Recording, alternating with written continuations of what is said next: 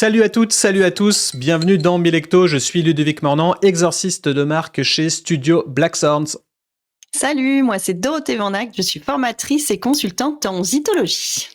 Et aujourd'hui, un petit sujet un petit peu plus, on va dire, sensible, peut-être gentillet. Ouais. On va plus partir dans les tendances packaging design, soit packaging, et typographique, qu'on pourrait voir apparaître en 2024 en prenant compte des projets et des rebrandings qui sont apparus en 2023 et qui sont assez populaires. Donc on va partir au-delà de la bière, de la filière brassicole, pour s'inspirer un petit peu de ce qui se fait dans l'univers design ou boisson, pour potentiellement vos refontes de marque à vous.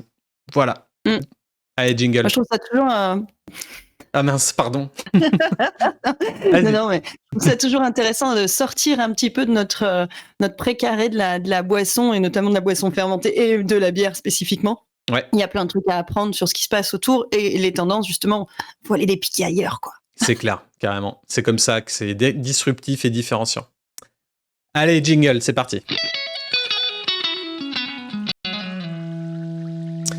Eh ben, sans plus tarder, je te propose de partager l'écran. Donc, si vous voulez en voir un petit peu plus, allez sur YouTube directement.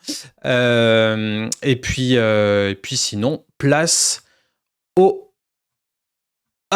premier cas de figure. Alors, il y a plusieurs... donc là, on est sur Fanta, le rebranding de Fanta, ce qui s'est passé en 2023, en avril 2023. Là, on va marquer la tendance au côté un petit peu rétro, revenir sur des éléments un petit peu vintage et aplatis. Et on pourra voir aussi la tendance des longues ombres. Ça, c'était une tendance qui était arrivée avec force en 2013. Et là, on peut se dire, on est en 2024. Donc, 10 ans plus tard, il y a cette tendance des longues ombres portées sous les visuels. Et on va voir également des personnages illustrés. Donc, il y a un petit peu de l'illustration, mais assez dynamique. Donc, on va dérouler un petit peu le projet. Donc là, on peut voir que à la base, Fanta, le logo des US, c'était le logo très funky. Et ils avaient quand même un logo pour tous les autres marchés qui était hyper angulaire. Et en fait, ce qu'on peut voir après, c'est qu'ils ont décidé de niveler leur communication sur tous les marchés avec un seul logo. Et du coup, ils ont opté pour le côté hyper droit, mais un petit peu...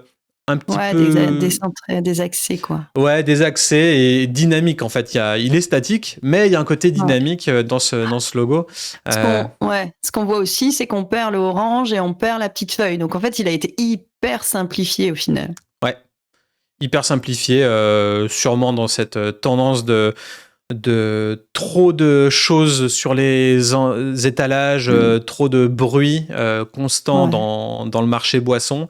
Donc, je pense qu'ils ont voulu redevenir un peu iconique et apporter une touche de simplicité, d'impact, quoi. Donc, on est bien sur le bleu et sur un fond orange hyper marqué. Et là, voilà, même le logo animé... il y a un petit peu toutes les couleurs. Enfin, c'est la joie de vivre de Fanta et on a toujours connu les pubs Fanta comme étant un peu excentriques et un peu folles. Là, ils sont allés dans le... ils ont gardé leur âme. Mais ils ont gagné finalement en reprenant plus l'identité du logo des autres marchés. Ils ont gagné en lisibilité. Ouais. Mais du coup, après, derrière, c'est tout ce qu'il y a autour qui va faire que ça le rend hyper dynamique. Et finalement, on retrouve tout ce qui va autour. Là, tu es en train de faire défiler des déclinaisons par rapport aux fruits. En fait, ce côté un peu goutte d'eau, finalement, qu'on voyait dans le logo américain, se transforme en petit élément secondaire, mais qui pourtant garde ce fun, ce côté justement, le Fanta, c'est du jus, quoi. Et puis cette typo personnalisée aussi. Forcément, c'est Fanta, donc ils ont du budget, donc du coup ils ont leur typo personnalisé aussi qui leur appartient. Donc qui n'est pas une Arial, qui est un petit peu déformée. Donc il y a, je pense, une déformation volontaire due un peu à cette génération où on essaye de casser un petit peu les codes. Et là, on peut voir que le U, il est un petit peu chelou, le R aussi. Enfin, on dirait qu'il n'y a pas vraiment de code de typographe dans cette typo, et elle est hyper vibrante, quoi. Enfin, le fond, il est bleu, mais les typos, elles sont de toutes les couleurs. Et du coup, bold enough, are you bold enough? C'est vraiment subtil, hein. Parce que tu vois, tu me l'aurais pas dit, là, on l'aurait pas vu, la déclinaison des lettres, justement, modifiée. Comme ça, à première vue, au premier coup d'œil, j'ai pas l'impression que c'est différent d'une autre. Et là, maintenant que tu me le dis, du coup, ça fait tilt, quoi. Ouais, c'est sûr. Et du coup, une autre tendance dont ils sont emparés, c'est ce qu'on appelle en anglais et dans le design les corporate Memphis. C'est ces illustrations que vous avez peut-être pu voir sur LinkedIn notamment, ou sur des gros réseaux comme ça, où on dessine des bonhommes un petit peu difformes et en flat design, donc c'est-à-dire à plat. Il n'y a pas vraiment de 3D, c'est vraiment des illustrations 2D avec des bonhommes un petit peu difformes. Et il y a toujours cette tendance qui émerge, sauf que ces bonhommes, ils sont ultra dynamiques. On peut voir qu'ils sont toujours dans l'action. Et donc Fanta a voulu s'emparer de ça. Après ça aussi fait vraiment les fruits. Un petit côté pop, quoi. On est vraiment sur du Andy Warhol pop modernisé, culture, quoi. Ouais. Donc oui, on peut voir là les petits personnages qui jouent de la guitare avec la bouteille de Fanta. Enfin, en tout cas, il y a une com vraiment très très marquée. Et j'ai envie de dire que ça manque un peu quand je repense aux pubs de quand on était plus jeune. C'était des pubs un peu en 3D avec des animaux un peu fous. Enfin, Fanta, il y avait de ça. Et je me demande où est passé leur côté réellement comique et où sont passés les animaux au profit des humains, c'était pas peut-être. des animaux, c'était des fruits avec une bouche et des yeux et des bras et des jambes. Non, ça c'est Oasis. Ouais, non, ça c'est Oasis. Ouais, non, il y a eu pas mal de choses sur Fanta. Mais du coup, tu vois, là, on se trompe quand on pense à la nostalgie des années passées, et peut-être qu'on se tromperait moins avec une typo comme ça, avec une simplification au final des packaging et de l'idée derrière. Et on peut voir que les photos lifestyle, c'est très Gen Z, quoi. C'est des cheveux avec des cœurs dedans, enfin des éclairs de partout, des gens hyper maquillés, comme si on regardait la série Euphoria. Enfin, c'est hyper des fringues très flashy aussi, des couleurs. Il y a du pastel, mais il y a aussi il y a du flashy, quoi. Ouais, c'est sûr. Non, c'est ultra. C'est assez marrant parce que du coup, pendant longtemps, on a utilisé plutôt le symbole de le personnage, ou en tout cas la personne qui allait représenter le maximum justement de notre clientèle. Et puis là, on voit qu'au contraire, maintenant, c'est plus on est original, plus on est différent, et finalement, plus ça marche, quoi, tu vois. Enfin, au niveau de l'identification, on est vraiment dans et ça, c'est vraiment, ce que j'ai cru comprendre, Gen Z, c'est on est vraiment différenciant. Pour s'identifier, ce qui est assez bizarre, mais au final, c'est ça, quoi. Je pense que c'est toute la génération un peu plus communautaire qu'avant. Enfin, aujourd'hui, on parle de communauté. Les jeunes, ils disent ma commu sur Twitch, tu vois. Enfin, et on est tout dans ces micro-niches là. Et du coup, j'ai l'impression que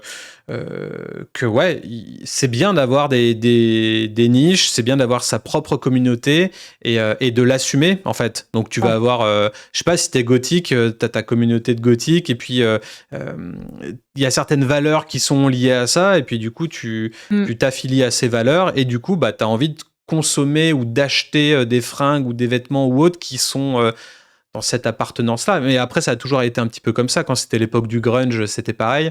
Et là, j'ai l'impression qu'on est dans une tendance un peu rétro à cheval entre le grunge et les années 70 un peu funky pour la Gen Z. Tu vois, il y a un petit peu ça. Les baggy reviennent. Enfin, on est un peu là-dedans. Donc, en tout cas, il y a cette volonté de couleur ultra vive et de simplification du logo avec une longue ombre portée. Qui nous emmène un petit peu dans des dimensions nostalgiques des années 90 ou 2000 peut-être. Donc assez sympa. Et en fait, il y a la même chose que j'ai remarqué chez 7up, Donc, bon, bah, 7-Up, Fanta, on est dans des sodas hyper même connus. marché. Et on voit le Before, là, qui était un set un petit peu plus stylisé, un peu plus élégant. Et après, là, sur le rebranding, sur la canette, le set, il fait toute la taille de la canette. Il a une longue ombre portée. Ombre portée, Et toujours. le Up, il est hyper simple. Il n'est pas forcément en 3D ou quoi, mais il est impactant, quoi. Ouais, tu sais ce que ça me fait penser au signal Batman dans le ciel. Il y a un petit côté un peu, regardez, on va vous pas vous sauver, parce que bon, faut quand même pas. Mais il y a un petit côté un peu, on est la référence, voilà, tu vois. Je sais pas, ça m'a fait puis, sur Fanta, ça m'a fait la même chose, ouais. Ça fait symbole Batman dans le ciel, quoi. Et puis il possède, alors ça c'était la typo d'avant, mais on va dire qu'il possède au final 2 couleurs, quoi. Quand tu mets, quand t'es dans la boisson et que tu mets du vert à côté du rouge, ça a toujours été Fanta, quoi. Ou alors dans des bières, ça a toujours été Heineken, tu vois, mais ouais, c'est ça. Attends, Là, c'est Heineken 7-Up, tu disais. Ouais, Heineken. Ouais, complètement. Ouais. Deux couleurs comme ça, très bon. Le blanc compte pas comme une couleur en effet, mais du coup, oui, c'est très impactant parce que rien qu'avec ces 2 couleurs, on pourrait se dire tiens, c'est 7-Up. Ou à l'inverse, sur la bière, tiens, bah, c'est Heineken. D'ailleurs, on le voit, hein, moi, ça me fait toujours marrer, c'est sur les terrains de foot, les pubs sur le bord, quoi. Où t'as juste une étoile rouge et tu sais que c'est eux.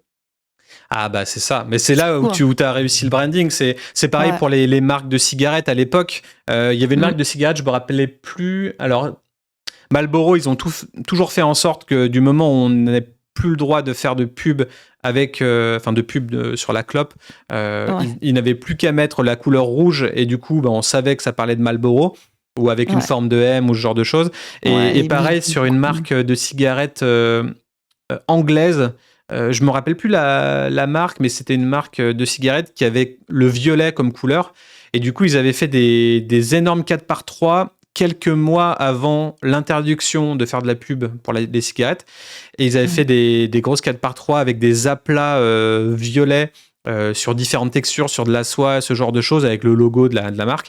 Et le jour, du coup, où on n'avait plus le droit de faire de com pour ça, ils avaient juste fait des 4x3 avec ce violet, mais sans logo.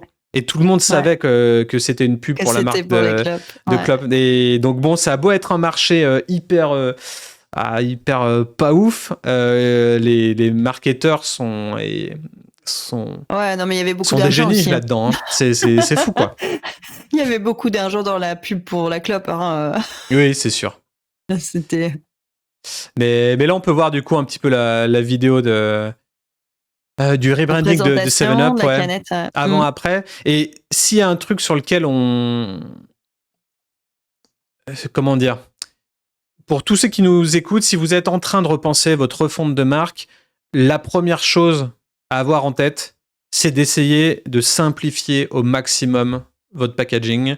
Et la plupart du temps, votre logo, parce que ce qu'on voit dans les brasseries, les distilleries, la plupart du temps, c'est des logos qui veulent vraiment tout décrire. On met un houblon dans toutes les circonstances, on met, je sais pas, l'établissement, une capsule, on met des choses, sauf qu'en fait, aller au plus simple et posséder une petite forme géométrique, un petit asset, un petit tips comme ça, une griffe qui va vous permettre d'être reconnaissable et essayer d'être le plus simple et minimaliste possible. Il y a tellement de packaging illustratif, de couleurs dans tous les sens, quand on va faire nos courses et tout, on est vraiment... sollicité de partout. Ouais, et là, il y a trop de choix, quoi. Dans les caves à bière, c'est pareil. Hein, quand tu regardes, comme il y a quand même eu un vrai travail de modernité. Du coup, avec l'arrivée de brasseries qui arrivent vraiment avec une stratégie de com ou tout du moins un visuel très marquant. Moi, ce que je vois de plus en plus, et c'est là que c'est rigolo ce que tu dis, parce qu'on pourrait aller à contre-courant de ça, c'est qu'il y a énormément de couleurs dans tous les sens, beaucoup d'illustrations. C'est super parce que nous, ça nous donne des magasins. Enfin, c'est hyper lumineux, c'est beaucoup plus joli qu'avant. Par contre, du coup, de loin, tu ne sais plus qui est qui des fois. Et bon, alors t'es obligé de t'approcher, c'est pas forcément une mauvaise chose, mais c'est là où les packaging un peu rétro ressortent. C'est pas pour autant qu'on les achète, hein, ceci dit. Ouais. Mais c'est là où les emballages un peu rétro, un peu à l'ancienne, on va dire, ressortent. Donc voilà, faut vraiment, quand on réfléchit son packaging, je pense, tu me diras si j'ai tort ou raison, mais c'est vraiment de voir un peu sur quel marché on se positionne et à côté de qui on risque d'être, en fait, finalement. Ouais, carrément. Là, tu disais qu'on était sollicité. Alors, en supermarché, de toute façon, c'est la base, quoi. Je veux dire, les rayons sont tellement grands que de toute façon, il y en a dans tous les sens. Donc, mais même si sur la bière, on fait vite la différence entre une brasserie qui est habituée à la GMS, justement, qui va être peut-être un peu trop linéaire, et celle qui est plutôt sur plusieurs marchés. Donc, c'est plus sympa, mais à terme, oui, ça va être compliqué. Enfin, moi, je le vois surtout dans les caves à bière où tout ça se mélange et à la fin, ça fait très joli, je trouve, puisque ça fait quand même un tableau un peu impressionniste à plein de petites touches de couleurs, mais où ça devient difficile, justement, de différencier son produit parce qu'on ressemble aux voisins, quoi. Oui, parce les gens adorent les tendances aussi, donc c'est la tendance à l'illustration, j'ai envie d'en mettre plein ma canette ou plein ma bouteille, et du coup je suis à côté des autres, et du coup je deviens invisible. Donc l'une des premières choses que je demande dans ma checklist d'éléments pour travailler sur une refonte de marque, c'est des photos in situ du produit du client. Dans les étalages, parce que comment tu veux faire sinon? T'es obligé de voir à côté de qui ils sont, comment ils sont mis, est-ce que la bouteille est tournée de telle ou telle manière, enfin c'est assez important de savoir comment sont placés les produits. Aussi, t'as raison, ouais. Tout à donc, fait. notamment quelque chose aussi d'intéressant, c'est que si vous avez peut-être du budget ou peut-être l'opportunité de faire des box bières au-delà de juste mettre votre bouteille ou canette solo, si vous pouvez faire des box, on ne sait pas comment les gens mettent en rayon les box. Est-ce qu'elles sont frontales? Est-ce qu'elles sont mises de profil, etc. Ce qui fait que c'est peut-être bien de mettre votre logo et votre slogan sur chaque face, quitte à être répétitif et peut-être un peu moins design-friendly, un peu moins créatif. Le but, c'est qu'en fait, on ne sait pas si on va vous mettre de face ou de profil. Et dans les deux cas, il faut que votre message à faire passer, votre logo soit visible de loin. Et voilà, si on vous met de profil et que de profil, il y a juste une illustration, mais pas votre nom, c'est dommage. Ou pas le style de la bière. Mettez IPA partout autour si vous vendez de l'IPA, quoi. Enfin, en tout cas... ouais, tout dépend du niveau de message que tu veux mettre, ouais, tout à fait. Allez, trend suivante, on est toujours sur de la typographie, avec la refonte de marque de Minute Maid. Alors Minute Maid, on peut voir le logo avant et le logo après, donc ils ont utilisé la typo Cooper Black, qui est une typo qui a été originaire des années 1920, il me semble, et qui est devenue très très populaire dans les années 50, 60, 70, notamment pour des pubs Apple, etc. Enfin, c'est une typo qui était assez utilisée.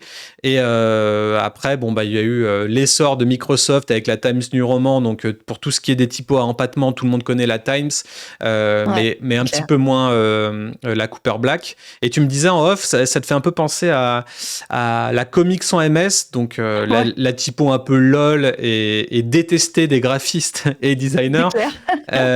Sauf qu'en fait, il y a un côté très élégant, quoi. Parce que c'est pas une typo. Elle est sérieuse, elle reste sérieuse, cette typo. Ouais. Alors moi j'avais lu une étude justement sur les typos à empattement qui expliquait, alors ça t'explique pourquoi dans les romans, enfin dans les livres de poche, c'est de toute façon toujours de la time, c'est qu'en fait en termes d'aisance de lecture, c'est beaucoup plus facile. Donc pour information, si vous cherchez une typo et vous cherchez le maximum de lisibilité, normalement l'empattement est plus lisible. Cependant, ça fait des contraintes quand même. C'est parce que, et là, ce qui est intéressant, je trouve, dans Minute Maid, c'est qu'ils ont réussi à arrondir l'empattement. Donc là où on voit la Times New Roman qui est quand même assez droite, assez dure même, là on voit la même chose, mais version vachement arrondie, beaucoup plus doux. Et c'est même plus doux encore que ce qu'ils avaient fait sur leur typo précédente, quoi. Oui, parce que même avant, on peut se dire que c'est une Times New Roman un petit peu plus grasse, mais on voit vraiment la différence entre les deux. Et c'est ça que j'adore dans les refontes, c'est que c'est souvent très subtil et que beaucoup de consommateurs n'arriveraient pas à mettre la main sur qu'est-ce qui a changé après. Mais par contre, c'est censé accélérer la vente, quoi. Les achats. Alors, ça, c'est toujours très compliqué, la conduite du changement. Je pense qu'on en a déjà parlé dans des épisodes précédents, mais moi, je me souviendrai toujours du changement de logo de la débauche, quoi. Et ou haro sur attention, c'est quoi ce logo, on comprend rien, alors qu'en fait bon, il fallait juste qu'ils le changent et ils l'ont fait, et ils ont eu raison parce que du coup maintenant ils ont un cartouche hyper moderne aussi et identifiant. On trouvera toujours des gens pour dire ah c'est super et d'autres pour dire ah non c'est nul. Et c'est compliqué le changement. Alors quand c'est une brasserie comme la Débauche qui fait 10 ou 15 ou 20 000 hectos, je sais plus, l'impact il est certain, mais il est pas vital, je dirais, parce que les gens finissent toujours par s'habituer. À l'inverse, sur Minute Maid qui fait des milliards et des milliards d'hectolitres de boissons, eux peuvent pas se permettre d'avoir un effet, comment j'appelle ça, un effet de je vais dire dégoût, mais c'est un mot trop difficile, mais de perte de repère. Donc, ils sont obligés d'y aller vraiment par petites touches, ce qui est compliqué pour eux d'ailleurs. C'est que c'est Tropicana qui avait tout changé, hein. Et qui avait fait Ils avaient tout changé et ça avait ultra foiré. Ils avaient perdu des millions. Ils étaient revenus au logo d'avant. Donc, des fois, c'est vraiment compliqué aussi. Ça, c'est un peu cool parce qu'ils ont dû dépenser des sommes énormes en plus pour changer ce logo. Ouais. Mais la conduite du changement est toujours très compliquée. Donc, faut changer, mais rester pareil. Voilà. C'est ça. Et là, sauf si vraiment il y a eu un clash sur votre marque ou un bad buzz, et là, peut-être potentiellement il faut songer à faire autrement. Et là, on peut voir qu'en fait, la typo, elle a été implémentée sur toutes les marques et sous-marques de Minute Maid. Là, on voit Capi, que je connais pas. Au final, et Del Valle non plus. Au final, ils ont tous pris cette nouvelle typographie pour faire un design system complet. Et c'est plutôt élégant là quand on voit tous les packaging les uns à la suite des autres. Après c'est marrant, tu vois le petit trait vert au-dessus pour symboliser les collines, parce que j'imagine que c'est un peu ça, tu vois, la nature, les collines. Il est parti et du coup je le trouve beaucoup plus plat comme logo. Ouais. C'est marrant. Et plat comme un peu comme Fanta au final. De la 3D mais 2D quoi. Il y a un côté un peu étrange. Et là pareil, quand on parlait de logo, là vous voyez il y a une forme derrière Minute Maid qui est un peu étrange, je sais pas. Alors c'est peut-être la forme d'une feuille. Mais pour moi, quand il y avait le truc vert au-dessus, si tu veux, c'était vraiment la colline, la nature. T'imagines des champs, enfin comment on appelle ça, là où on plante les arbres, là, fruitiers, pas des fruitiers, enfin bref. Et donc le vert, c'était vraiment pour montrer le côté. Donc là, on le sous-entend, mais on l'affiche plus de manière aussi évidente, quoi. Ouais, on a simplifié. Ils ont gardé cette forme. Et en effet, ça peut évoquer une feuille aussi, éventuellement. Et puis c'est un choix aussi assez spécifique de mettre une grosse forme noire sur un fond qui est très coloré. Ça ressort, hein, au final. Et t'as vu, et regarde, c'est marrant, là, quand tu vois un peu les mises en situation, les lifestyles et tout, on retrouve un peu ce truc années 70, là. Elle a un pull en crochet, toutes les couleurs immondes, en dessous du chien. Et on retrouve vraiment ces couleurs hyper peps, très années 60, très pop culture, quoi. C'est assez marrant, comme Fanta avant. Ouais. Et tu vois, ça me fait penser au rebranding qu'on a taclé sur Stella Artois, où on arrive dans un lifestyle où on mélange toutes les cultures. Ouais. Et multiculturel, un peu too much, quoi. Enfin, il faut forcément montrer une personne de couleur différente pour être dans le game, j'ai l'impression. C'est un peu usant, y a beaucoup des fois. D'inclusion. Après, tu vois, Stella, quand j'y repense sur cet épisode-là, et notamment leur lifestyle, moi, je trouve que c'était beaucoup trop luxe, beaucoup trop... c'était hyper artistique, très, très mode. Mais moi ça me parle pas, quoi. Moi je mange pas du homard à tous les repas et je vais pas au resto tous les jours, tu vois. Et pourtant c'était là et je mets pas ça dans la catégorie non plus des bières de luxe, quoi. Enfin, bières de luxe. Mais parce que t'es pas la cible, tout simplement, et qu'ils voulaient premiumiser, donc ils ont eu un positionnement où on se positionne luxe. Donc, et tu sais très bien que dans certains restos haut de gamme ou à l'Intercontinental ou autre, t'as des bières de base, Indus. Donc je pense que si tu peux arriver à positionner ta bière comme Stella Artois sur des grands hôtels de luxe où c'est l'un des seuls choix que tu peux avoir en bière. Ça m'étonnerait pas. Tu vas pas avoir une Neipa à l'Intercontinental. Hein. Donc, oui, c'est sûr qu'on n'est pas sur le même positionnement qu'Heineken ou Kronenbourg, qui sont plus populaires. Ouais. Mais mais bon, je sais pas, ça m'avait fait. Alors c'était très joli, très artistique, et j'ai trouvé que ces photos étaient très travaillées, mais moi, pour le coup, ouais, comme tu dis, je suis pas la cible parce que je me suis pas du tout identifiée à cette population de bobos parisiens qui ont trop d'argent et qui mangent des homards à tous les plats. En tout À cas, tous les la plats. typo Minute Maid en Cooper Black, je trouve que c'est un peu une réponse à cette tendance qu'on appelait le blending. Dans la sphère design, le blending, c'était le fait que toutes les marques un peu tech ont fini par adopter des logos à typo bâton, donc sans empattement, type Google, Airbnb. Et énormément de marques, et souvent dans la tech, ont opté pour ces typos du coup plates. Et on disait blending parce que blending, en gros, c'est le fait d'être plat et de ne pas avoir de saveur, de ne pas avoir de personnalité. Et en fait, toutes les marques, toutes les SaaS compagnies, tout ça, ont finalement fini par se ressembler.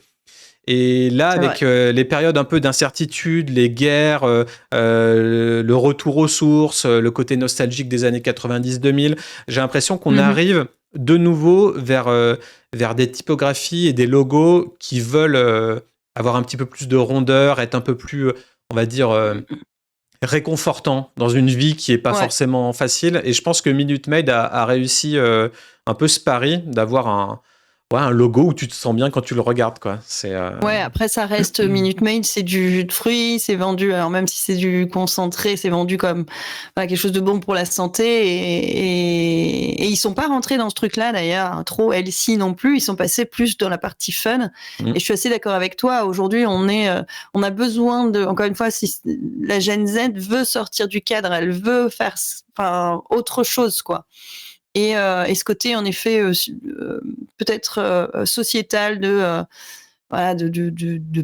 peur du futur, de mince, où est-ce qu'on va aller? On n'est pas dans on veut retrouver un peu le fast des années 90 où finalement, tout était ultra coloré et on se posait pas tant de questions. Mais complètement, ouais. Et tout en étant différent, et donc c'est plus créatif, moi je trouve ça intéressant. Bon, même si on retombe toujours sur les mêmes couleurs et les mêmes trucs un peu foufou, mais non, c'est intéressant.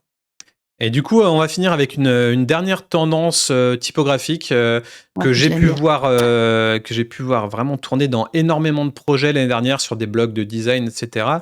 C'est le remplacement de caractères. Donc en anglais, caractère replacement. En tout cas, c'est une tendance qui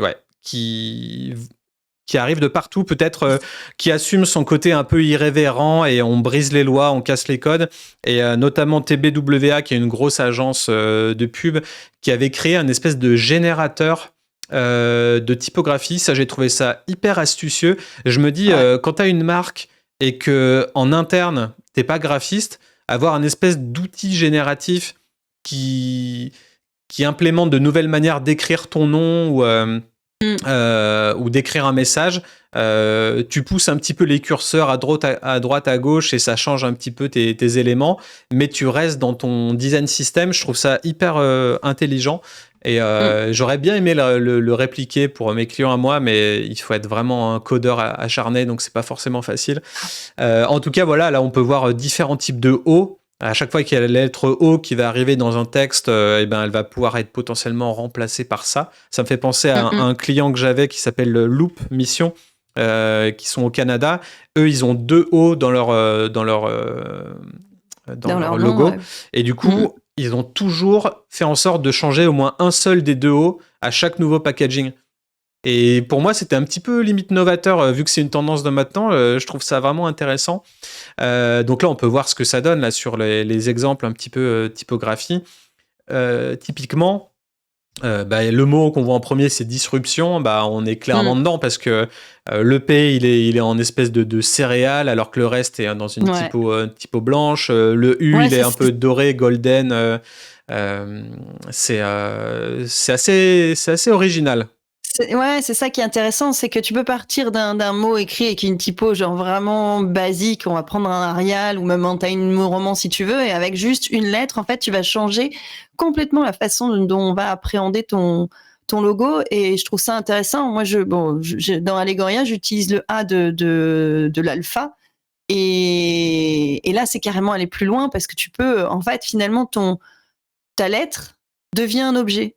Et je trouve ça super intéressant parce que, et si en plus tu arrives à le faire évoluer sur différents packaging, je pense par exemple tu peux avoir un logo fixe, mais tes styles de bière, par exemple, tu pourrais les décliner en ayant une même typo partout, mais en changeant un élément qui fait que en fait ça va changer complètement l'approche que tu vas avoir du produit, quoi, et créer ses propres lettres, en fait, finalement, du coup, enfin, je trouve ça très intéressant comme Ouais, bah démarche. carrément. Et on avait ça pour PrestaShop aussi, PrestaShop qui est un peu le pendant français, je crois, de Shopify.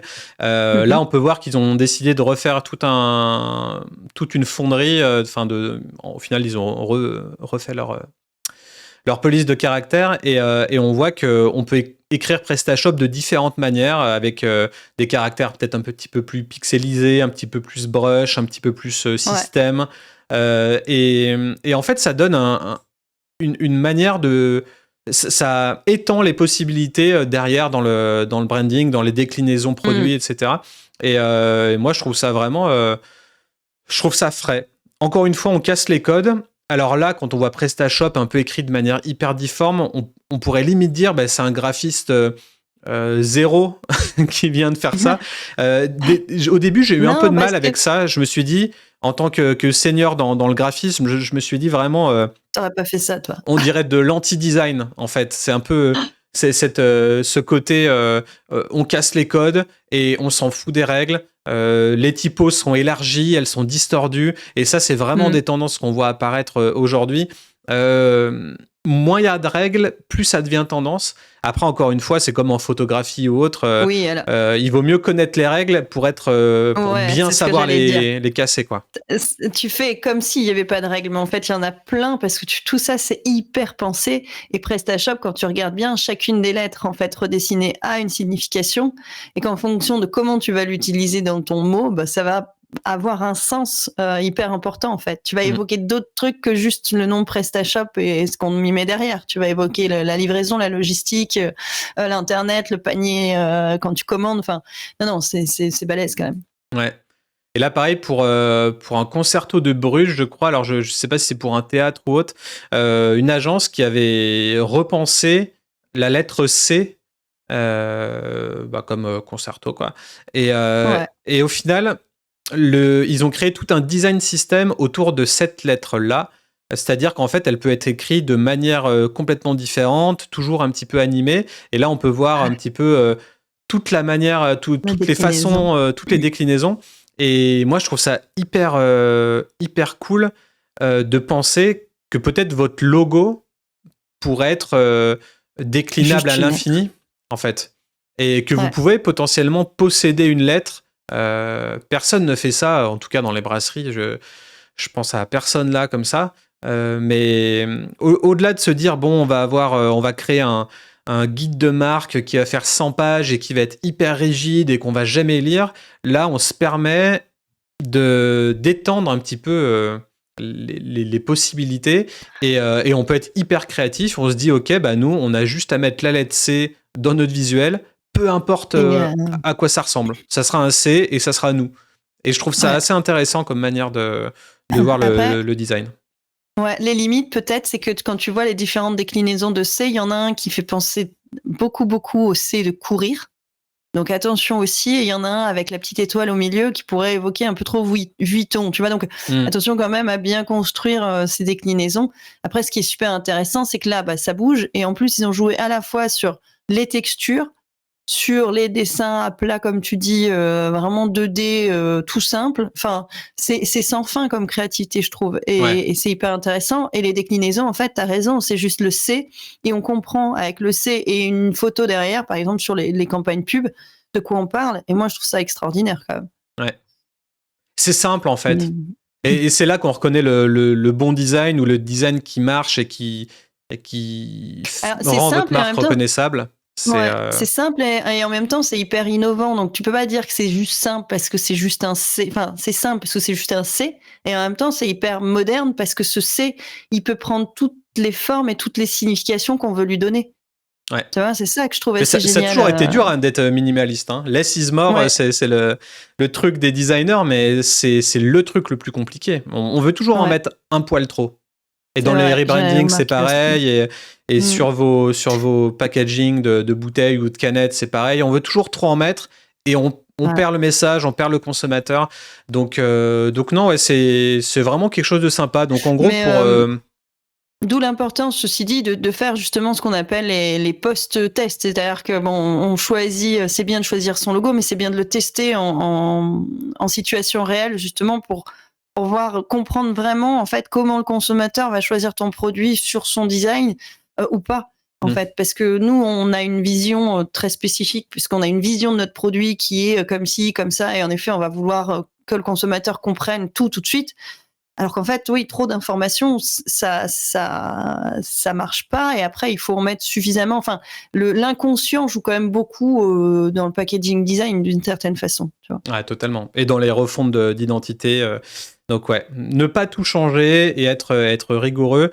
Si on avait vraiment juste en 2 secondes pour refaire un petit récap et puis après on arrête. Donc il y avait la tendance de simplification ultime et de ces longues ombres portées qui vont avec des couleurs très vives. Et voilà, on a la tendance un peu au rétro, revenir sur un look un petit peu plus réconfortant, old school. Pareil dans la typo.